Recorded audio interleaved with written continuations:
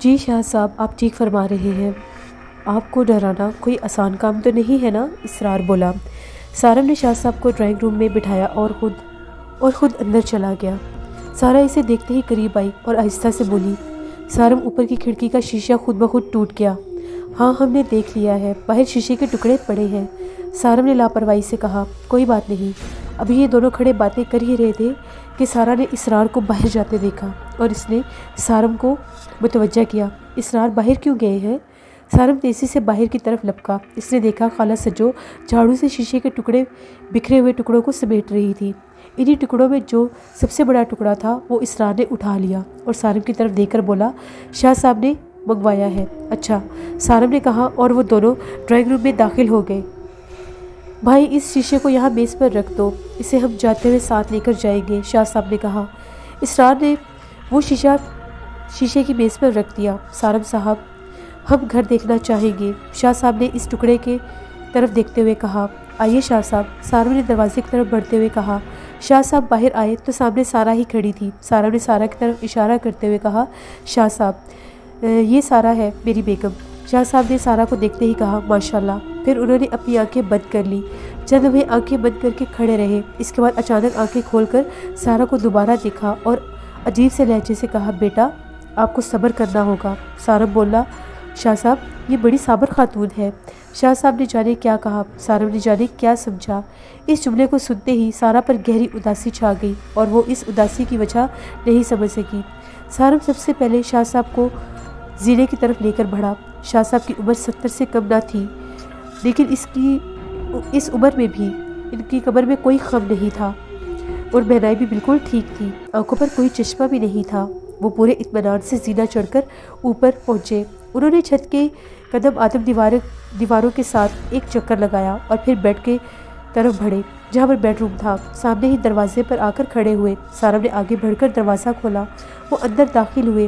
ان کے ہونٹ ہل رہے تھے، غالباً وہ کچھ پڑھ رہے تھے۔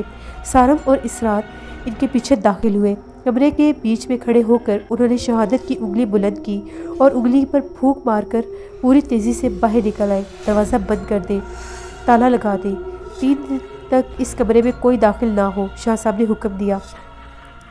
جی بہتر۔ سارم نے دروازہ بند کر کے لاک کر دیا۔ نیچے چلے، انہوں نے کہا، اور پھر سب سے پہلے وہ خود سیڑھیاں اتر کر نیچے پہنچے۔ اس کے بعد انہوں نے پورا گھر دیکھا۔ گھر کا ہر کمرہ، ہر کونا کھدرا چھان مارا اور لاؤنج کے دروازے سے گھر سے باہر گئے۔ باہر کا ایک پورا چکر لگایا اور پھر اندر آ گئے۔ لاؤنج کے درمیان میں کھڑے ہو کر بولے، یہاں ایک کرسی ڈالیں۔ سارم نے ڈائننگ ٹیبل کے نیچے سے ایک کرسی کھینچی اور شاہ صاحب کے پاس رکھ کر شاہ صاحب زینے کے دروازے کی طرف رخ کر کے کرسی پر بیٹھ گئے۔ انہوں نے زینے کے دروازے پر اپنی نظریں جما لی جو کھلا ہوا تھا اور 2-3 سیڑھیاں نظر آ رہی تھیں۔ آپ سب لوگ ڈرائنگ روم میں چلے جائیں اور یہاں بس یہ جگہ خالی کر دیں، شاہ صاحب نے حکم دیا۔ سارا اور خالہ سجو بیڈ روم میں چلی گئی۔ سارم اور اسرار ڈرائنگ روم کی طرف بڑھ گئے۔ شاہ صاحب لاؤنج میں تنہا رہ گئے۔ وہ سیدھے ہو کر بیٹھ گئے اور دونوں ہاتھ گھٹنوں پر رکھ کر آنکھیں زینے کے کھلے دروازے پر جما دی اور کچھ پڑھنے لگے۔ شاہ صاحب بڑے سنجیدہ نظر آ رہے تھے۔ ڈرائنگ روم میں صوفے پر بیٹھ کر سارم نے اسرار سے کہا، ہاں آپ صحیح کہہ رہے ہیں، انہوں نے بڑی توجہ سے پورا گھر دیکھا ہے۔ اسرار بولا، اوپر کا کمرہ 3 دن کے لیے بند کروا دیا ہے، اس کا مطلب ہے کہ وہاں پر کچھ ہے۔ سارم نے کہا، ہاں ایسا ہی معلوم ہوتا ہے سارم بھائی، بس آپ بے فکر ہو جائیں، یہاں جو کچھ بھی ہے شاہ صاحب اسے ختم کر کے ہی دم لیں گے۔ اسرار نے بڑے یقین سے کہا، اللہ کرے ایسا ہی ہو۔ سارم پر امید انداز میں بولا، اللہ نے چاہا تو ایسا ہی ہوگا۔ اسرار نے یقین دلایا، یار اسرار کھانے کا وقت ہونے والا ہے، شاہ صاحب کھانا تو کھائیں گے نا؟ سارم نے پوچھا، ارے بھائی یہ غضب مت کر دیجیے گا، وہ کہیں جا کر کھانا تو بڑی دور کی بات چائے بھی قبول نہیں کرتے، آپ ان سے کھانے اور چائے کی بات ہرگز مت کیجیے گا ورنہ وہ ناراض ہو جائیں گے۔ اسرار نے تنبیہ کی، اچھا کیا تم نے مجھے بتا دیا تھا، ورنہ میں نے تو ان کے لیے کھانا بنوا لیا تھا اور شاید میں اصرار بھی کرتا، سارم نے کہا۔ ادھر خالہ سجو اور سارا گفتگو میں تھی۔ انہوں نے کمرے کا دروازہ بند کر لیا تھا تاکہ ان کی گفتگو کی آواز لاؤنج میں نہ جا سکے۔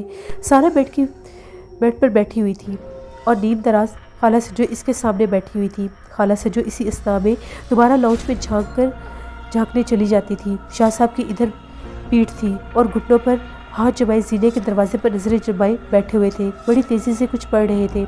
خالہ سجو کی طرف پیٹ ہونے کی وجہ سے وہ اسے محض بیٹھے ہوئے ہی دکھائی دے رہے تھے۔ خالہ سجو ناک چھانک کر پھر آ کر بیٹھ جاتی تھی۔ کیا کر رہے ہیں؟ آئے ہائے، زینے کی طرف منہ کر کے بیٹھے ہیں، خالہ سجو نے بتایا۔ کچھ پڑھ رہے ہوں گے، سارا نے اندازہ لگایا۔ پتہ نہیں، خالہ سجو نے گردن ہلا دی۔ خالہ سجو دعا کرو شاہ صاحب کامیاب ہو جائیں، ہمیں اس خبیث سے نجات مل جائے۔ ارے بی بی، میری تو دل سے دعا ہے آج اس منوس کو اس گھر سے نکال کر ہی جائیں جس نے گھر کی کھڑکی کا شیشہ بھی توڑ دیا۔ شیشہ تو لگ جائے گا، بس کسی طرح سے اس سے چھٹکارا مل جائے۔ ارے ہم سے چھٹکارا چاہ رہی ہو؟ چھٹکارا تو آسان نہیں۔ اچانک کمرے کا دروازہ کھلا اور شاہ صاحب منہ اندر کر کے بولے، اندر کیا بیٹھی ہو؟ آؤ باہر آ کر تماشا دیکھو۔ یہ کہہ کر شاہ صاحب نے پورا دروازہ کھول دیا۔ خالہ سجو اور سارا تیزی سے دروازے کی طرف بڑھی۔ ایسے ہی شاہ صاحب ڈرائنگ روم میں داخل ہوئے اور سارم اور اسرار سے مخاطب ہو کر بولے، ارے یہاں بیٹھے باتیں کر رہے ہو، ذرا باہر تو آ کر دیکھو۔ یہ کہہ کر وہ فوراً واپس پلٹے۔ سارم اور اسرار شاہ صاحب کی باتیں سن کر دروازے کی طرف لپکے۔ جب یہ دونوں دروازے پر پہنچے تو انہوں نے دیکھا سارا اور خالہ سجو بھی کمرے کے دروازے پر موجود تھی۔ پھر ان چاروں نے اپنے کمروں پر کھڑے ہو کر لاؤنج میں ہونے والا تماشا دیکھا۔ وہ ان کے حواس کو کم کرنے کے لیے کافی تھا۔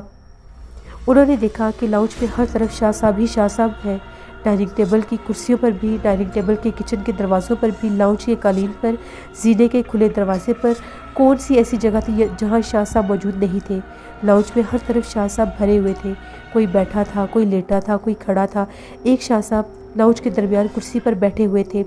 دیکھتے ہی دیکھتے ڈائننگ ٹیبل کی کرسیاں بیچ میں بیٹھے ہوئے شاہ صاحب کے گرد اکٹھی ہو گئی اور ان کرسیوں پر شاہ صاحب بیٹھ گئے۔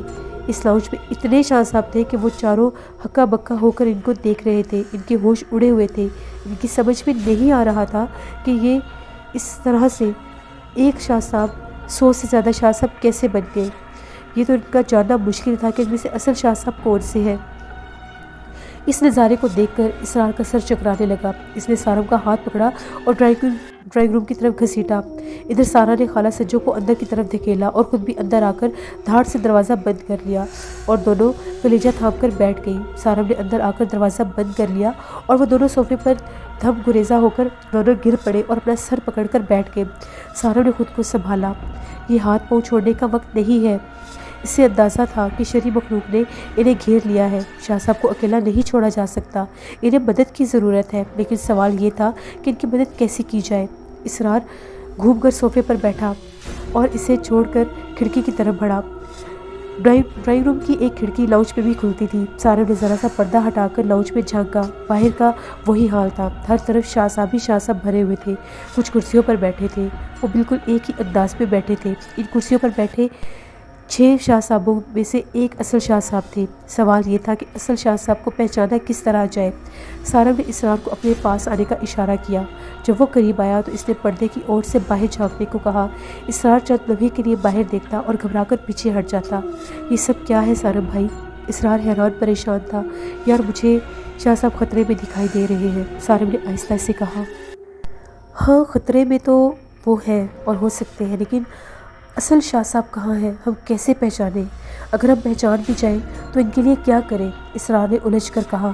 پہلے اصل شاہ صاحب کا پتہ چلے، پھر سوچتے ہیں کہ ان کے لیے کیا کریں گے۔ یہ کہہ کر اس نے پھر پردہ باہر ہٹایا اور اس میں جھانک کر دیکھنے لگا۔ سارم نے بہت غور سے کرسیوں پر بیٹھے ہوئے 6 ہم شکل شاہ صاحبوں کو دیکھا۔ تب اس پر ایک بات منکشف ہوئی۔ کرسیوں پر جتنے بھی شاہ صاحب بیٹھے تھے ان میں سے صرف ایک شاہ صاحب تھے جن کی پیشانی پر نماز کا نشان تھا، باقی کی پیشانی پر نماز کا نشان نہیں تھا۔ اس نے لاؤنج میں موجود شاہ صاحب کی پیشانی پر نظر ڈالی۔ سارم کے دل میں ایک خوشی کی لہر دوڑی۔ اس نے اصل شاہ صاحب کو پہچان لیا تھا۔ اب مسئلہ یہ تھا کہ ان ہم شکل شاہ صاحبوں سے انہیں کس طرح نجات دلائی جائے۔ اس سوال نے اس کے ذہن کو گھیر لیا تھا۔ پھر ایک مرتبہ اس نے باہر جھانکا۔ اس نے اپنی نظریں اصل شاہ صاحب پر جما دی۔ اچانک شاہ صاحب نے کھڑکی کی طرف دیکھا۔ سارم اور شاہ صاحب کی نظریں دو چار ہوئی۔ شاہ صاحب نے آنکھوں اور سر کی جنبش سے ایک خفیف سا اشارہ کیا۔ اشارے کا 100% مطلب یہ تھا کہ سارم بالکل ان کے قریب پہنچ جائے۔ انہوں نے اشارے سے اسے باہر بلایا۔ اسرار آؤ باہر، سارم نے اسرار سے کہا۔ ارے نہیں سارم بھائی، کیا غضب کر رہے ہیں، ہم یہاں محفوظ ہیں، اسرار نے خوفزدہ لہجے میں کہا۔ اور شاہ صاحب جو غیر محفوظ ہیں، ہمیں ان کی مدد کرنا ہوگی، سارم نے دروازے کی طرف بڑھتے ہوئے کہا۔ تم یہاں بیٹھو، میں شاہ صاحب کے پاس جا رہا ہوں۔ آپ شاہ صاحب کو پہچانیں گے کیسے؟ میں نے پہچان لیا ہے، پھر شاہ صاحب کو اکیلا نہیں چھوڑا جا سکتا۔ سارم نے دروازہ کھول دیا۔ سارم کے لیے یہ بڑی مشکل بات تھی، وہ ان بے شمار شاہ صاحبوں کے درمیان سے کیسے نکلے۔ یہ تو آگے بڑھتا اور فوراً ہی دبوچ لیں گے، دیکھا جائے گا۔ اس نے غیر ارادی طور پر ایک جنونی فیصلہ کیا اور شاہ صاحبوں کے سمندر میں چھلانگ لگا دی۔ یقیناً یہ ایک خطرناک فیصلہ تھا، خودکشی کے مترادف کچھ بھی ہو سکتا تھا۔ ڈرائنگ روم سے باہر نکلتے ہی اس نے باہر کے خطرے کو بھانپ لیا تھا اور نتائج پر غور کرنے کی زحمت کو گوارا نہیں کیا تھا۔ شاید اسی وجہ سے شاہ صاحب کی آنکھوں کا اشارہ بھی وہ سمجھ گیا تھا۔ اس اشارے کے علاوہ شاہ صاحب کی مدد کرنے کا جذبہ بھی اس میں شامل تھا۔ خیر، جیسے وہ آگے بڑھا تو اس نے فیصلہ کر ہی لیا تھا، ہم شکل شاہ صاحبوں کے درمیان تیزی سے گھستا چلا جائے گا۔ اگر اصل شاہ صاحب تک پہنچنے کے لیے زور آزمائی کرنی پڑی تو وہ بھی کرے گا، لیکن زور آزمائی کی قطعاً ضرورت نہیں پڑی۔ جیسے وہ آگے بڑھتا گیا، اسے راستہ ملتا گیا۔ وہ ان شاہ صاحبوں کے درمیان سے ایسے گزر رہا تھا جیسے پانی سے مچھلی۔ کسی قسم کی کوئی رکاوٹ، کوئی پریشانی نہیں ہوئی۔ وہ جس جگہ سے گزر رہا تھا وہاں اسے چشمے زور میں شاہ صاحب غائب ہوتے جا رہے تھے۔ وہ تیزی سے اصل شاہ صاحب کے پاس پہنچ گیا۔ شاہ صاحب نے اشارے سے پانی مانگا۔ سارم فوراً فریج کی طرف بڑھا۔ اس نے یہ دیکھا تھا کہ وہ جس راستے سے گزر رہا تھا وہاں تک پہنچ جائے گا، اور ابھی تک بالکل وہ راستہ صاف تھا۔ اس کا مطلب یہ تھا کہ وہ جہاں سے گزرے گا راستہ صاف ہوتا جائے گا، اس لیے وہ بے دھڑک فریج کی طرف بڑھتا جا رہا تھا۔ پورے اطمینان سے فریج سے بوتل نکالی اور ڈائننگ ٹیبل پر رکھا ہوا گلاس اٹھایا، بوتل کھول کر پانی نکالا اور گلاس میں بھر کر اسی راستے سے واپس آیا جو صاف ہو گیا تھا۔ پانی اس نے شاہ صاحب کو دے دیا۔ گلاس پکڑ کر شاہ صاحب پانی پر پھونک ماری اور گلاس سارم کو واپس دیتے ہوئے بولے، اسے زینے کی 3 سیڑھیوں پر ڈال دو۔ سارم نے گلاس لے کر زینے کے دروازے کی طرف بڑھنا فوراً ضروری سمجھا۔ جیسے وہ اس طرف بڑھا، اس کے بڑھتے ہی زینے کا راستہ صاف ہوتا گیا۔ اس نے پورے اطمینان سے زینے کی پہلی سیڑھی، دوسری اور تیسری سیڑھی پر پانی ڈال دیا اور واپس پلٹا۔ دروازہ بند کر دو، شاہ صاحب نے اسے واپس آتے دیکھ کر کہا۔ سارم نے حکم سنتے ہی دروازہ بند کر دیا۔ دروازہ کیا بند ہوا، گویا گھر میں ایک بھونچال سا آ گیا۔ گدھوں کی کرہ، چیخیں اور پروں کی پھڑپڑاہٹ سنائی دینے لگی۔ سارم بھاگ کر شاہ صاحب کے پاس آ گیا اور ان کے برابر والی کرسی پر بیٹھ گیا۔ ایسا محسوس ہو رہا تھا جیسے لاؤنج میں بے شمار گدھ اڑ رہے ہیں، دکھائی نہیں دے رہے تھے، البتہ یہ ضرور ہو رہا تھا کہ پروں کی پھڑپڑاہٹ کے درمیان نقلی شاہ صاحب ہوا میں تحلیل ہوتے جا رہے تھے۔ کچھ ہی دیر میں میدان صاف ہو گیا۔ شاہ صاحب رہے نہ پھڑپڑاہٹ کی آواز۔ سارم جلدی سے بھاگ کر بیڈ روم کے دروازے پر پہنچا اور دروازہ اندر سے بند تھا۔ سارم نے دروازے پر دستک دے کر آواز لگائی، سارا دروازہ کھولو۔ آواز کے ساتھ ہی دروازہ کھل گیا۔ سارا نے دروازہ کھولا تو اس کے چہرے کی ہوائیں غائب تھیں، غالباً اس نے گدھوں کی کرہ اور چیخیں سن لی تھیں۔ سارا، تم ٹھیک ہو نا؟ سارم نے پوچھا۔ ہاں، ہم دونوں ٹھیک ہیں۔ سارا نے سارم کی طرف تفتیش بھرے انداز میں دیکھتے ہوئے پوچھا، باہر کیسا ہنگامہ تھا؟ ابھی بتاؤ نا، جلدی بتاؤ، سب کچھ بتاؤں گا۔ ابھی تم اندر بیٹھو اور دروازہ بند کر لو، سارم نے کہا۔ سارا نے فوراً پیچھے پلٹ کر دروازہ بند کر لیا۔ سارم واپس پلٹا اور شاہ صاحب کی طرف آیا۔ وہ تیزی سے آنکھیں بند کر کے کچھ پڑھ رہے تھے۔ اس نے لاؤنج میں چاروں طرف دیکھا، لاؤنج میں اب کچھ بھی نہیں تھا۔ سارم نے شاہ صاحب کو پڑھتے دیکھ کر مداخلت کرنا مناسب نہیں سمجھا۔ وہ واپس ڈرائنگ روم کی طرف بڑھا اور اسرار کا حال دیکھا۔ ڈرائنگ روم کا دروازہ بند تھا، شاید اسرار نے اس کے نکلتے ہی دروازہ بند کر لیا تھا۔ سارم نے ہینڈل پر ہاتھ رکھ کر دھکا دیا تو دروازہ کھل گیا۔ وہ ڈرائنگ روم میں داخل ہوا۔ اس نے دیکھا اسرار صوفے پر لیٹا ہوا تھا اور لمبی لمبی سانسیں لے رہا تھا۔ سارم کو دیکھتے ہی اس کی جان میں جان آئی اور وہ فوراً اٹھ کر بیٹھ گیا۔ سارم نے کچھ کہے بغیر اس کا ہاتھ پکڑا اور ڈرائنگ روم سے باہر لے آیا۔ شاہ صاحب ابھی پڑھنے میں مصروف تھے۔ سارم نے اس کے ارد گرد بڑی کرسیاں ڈائننگ ٹیبل کے ساتھ لگا دی اور وہ دونوں آمنے سامنے بیٹھ گئے۔ ان کی طرف شاہ صاحب کی پیٹھ تھی، لیکن شاہ صاحب کو یہ اندازہ تھا کہ سارم اور اسرار ان کی پشت پر بیٹھے ہیں۔ شاہ صاحب نے زینے کے دروازے کی طرف رخ کر کے بیٹھے ہوئے تھے۔ کچھ دیر کے بعد انہوں نے پڑھ کر پیچھے مڑ کر دیکھا اور بغیر ایک انگلی ہلا کر اپنے قریب آنے کا اشارہ کیا۔ سارم فوراً اٹھ کر ان کے سامنے آ گیا۔ جی شاہ صاحب، دروازہ کھولو، انہوں نے زینے کا دروازے کی طرف اشارہ کر کے کہا۔ سارم نے تیزی سے آگے بڑھ کر دروازہ کھول دیا۔ سیڑھیوں پر نظر پڑتے ہی وہ سہم کر پیچھے ہٹ گیا۔ تینوں سیڑھیوں پر جہاں جہاں اس نے پانی ڈالا تھا، پانی کی جگہ خون پڑا تھا۔ سارم نے شاہ صاحب کی طرف رخ موڑ کر کہا، شاہ صاحب، سیڑھیوں پر خون ہے، دروازہ بند کر دو۔ شاہ صاحب نے فوراً حکم دیا۔ سارم نے دروازہ بند کر دیا اور ان کی طرف ایسے دیکھا جیسے کوئی حکم کا منتظر ہوتا ہے۔ تالا لگا دو، شاہ صاحب نے کہا۔ سارم نے اندر سے چابی لگا کر دروازہ لاک کر دیا۔ دیکھو 3 دن تک یہ دروازہ کھلنا نہیں چاہیے، چاہے کچھ بھی ہو جائے، شاہ صاحب نے تنبیہ کی۔ یہ لوگ کوشش کریں گے کسی طرح سے دروازے کو کھول لیں، اس لیے وہ کوئی بھی حربہ استعمال کر سکتے ہیں۔ کسی قیمت پر یہ دروازہ نہیں کھلنا چاہیے، سمجھ رہے ہو نا میری بات؟ جی شاہ صاحب۔ سارم نے بڑی فرما برداری کے انداز میں گردن ہلائی۔ اس کا مطلب یہ ہے کہ اوپر کے کمرے اور زیرے کا دروازہ دونوں ساتھ ہی کھلیں گے؟ ہاں ساتھ ہی کھلیں گے۔ یہ دونوں دروازے میں خود آ کر کھولوں گا، کوئی اور اسے کھولنے کی کوشش نہ کرے۔ اپنی بیوی اور خالہ سجو کو بھی یہ بھی سمجھا دینا، کبھی وہ اس مخلوق کے چکر میں نہ آ جائیں، شاہ صاحب نے بہت واضح انداز میں کہا۔ شاہ صاحب یہ کون ہے؟ سارم نے پوچھا۔ بھائی میں نے بتایا تو تھا کہ یہ پورا قبیلہ ہے، 1-2 ہو تو ان کے نام بھی بتا دوں۔ ہاں چھوٹے گھر سے پورا قبیلہ آباد ہے۔ سارم بڑا حیران تھا۔ ہاں پورا قبیلہ آباد ہے اور یہ بڑی شرعی مخلوق ہے، ان سے نجات آسان نہیں ہے، شاہ صاحب نے کرسی سے اٹھتے ہوئے کہا۔ میاں اب ہم چلتے ہیں، مجھے یہ دیکھ کر خوشی ہوئی کہ تم ڈرنے والوں میں سے نہیں ہو، اور عقل والوں کے لیے یہ باتیں بہت اچھی ہوتی ہیں، اور میں بھی جانتا ہوں کہ تم مشکلوں میں آگے بڑھنے کا حوصلہ بھی رکھتے ہو۔ اگر تم ہمت کر کے ہم تک نہ پہنچتے، ہمیں پانی نہ دیتے تو ہمیں نقصان پہنچ سکتا تھا۔ تم نے واقعی بڑی جرأت کا مظاہرہ کیا ہے۔ اگر تم ڈرائنگ روم میں بند ہو کر بیٹھ جاتے تو جانے اس وقت کیا صورتحال ہوتی۔ خیر میاں اللہ مالک ہے، ہم چلتے ہیں، ہفتے کی صبح ہمیں لینے آ جانا۔ یہ کہہ کر وہ بیرونی دروازے کی طرف بڑھ گئے۔ سارم کا بے اختیار جی چاہا کہ وہ شاہ صاحب سے کچھ پوچھے، کچھ خاطر مدارت کرے، لیکن اسے فوراً اسرار کی بات یاد آ گئی۔ وہ اپنا دل محسوس کر کے رہ گیا۔ شاہ صاحب اس گھر سے بغیر کچھ کھائے پیے جا رہے تھے۔ وہ یہ شخص تھے جنہوں نے اپنی زندگی اس کے لیے خطرے میں ڈال دی تھی۔ اس کے لیے جو کچھ بھی ہو سکے وہ کم تھا۔ سارم اور اسرار انہیں گاڑی میں آ کر گھر چھوڑ آئے۔ سارم بھائی آپ شاہ صاحب کو پہچانا؟ کیسے آدمی ہے وہ؟ واپسی پر اسرار نے پوچھا۔ بھائی پہلے تو میں نے یہ اندازہ کیا تھا کہ لاؤنج میں موجود سینکڑوں شاہ صاحبوں میں سے اصل شاہ صاحب کہاں ہوں گے۔ ہم نے شاہ صاحب کو لاؤنج کے بیچ کی کرسی پہ بیٹھا چھوڑا تھا، اس لیے میں نے سوچا کہ اس وقت بھی وہ کرسی پر ہی ہونے چاہیے۔ کرسی پر نظر ڈالی تو معلوم ہوا کہ لاؤنج کے بیچ کی کرسی نہیں بلکہ 5 کرسیاں موجود تھیں، اور ان پر وہ 6 مخلوق موجود تھے جو شاہ صاحب کی شکل لے کر بیٹھے ہوئے تھے۔ ان میں سے اصل شاہ صاحب کون سے ہوں گے؟ وہ سب ایک ہی انداز میں بیٹھے ہوئے تھے۔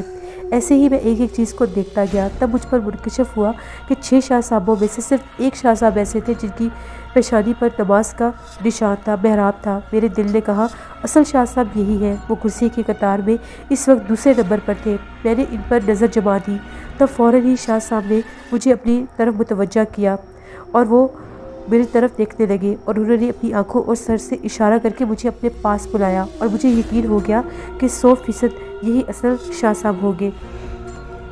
جیسے میں شاہ صاحب کو صحیح پہچان گیا، پھر بس میں آتش میں کود گیا۔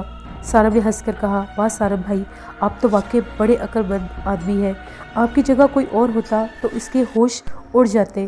اسرار نے توصیفی نظروں سے کہا۔ یار ایک بات تو بتاؤ، یہ بابا کمال کون ہے اور تم اس کے پاس کیوں جاتے ہو؟ کیوں تم خونی پنجے کی راکھ ان کے پاس لے کر گئے تھے؟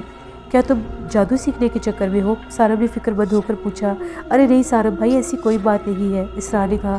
بابا کمل بڑے زبردست علم کے مالک ہیں، ان کا اصل نام اکمل ہے لیکن وہ مشہور بابا کمل کے نام سے ہے۔ میری ان سے اچھی واقفیت ہے، کبھی کبھی میں ان کے پاس چلا جاتا ہوں بس۔ لیکن شاہ صاحب نے تو تمہیں بہت سخت قسم کی تنبیہ کی ہے۔ میرا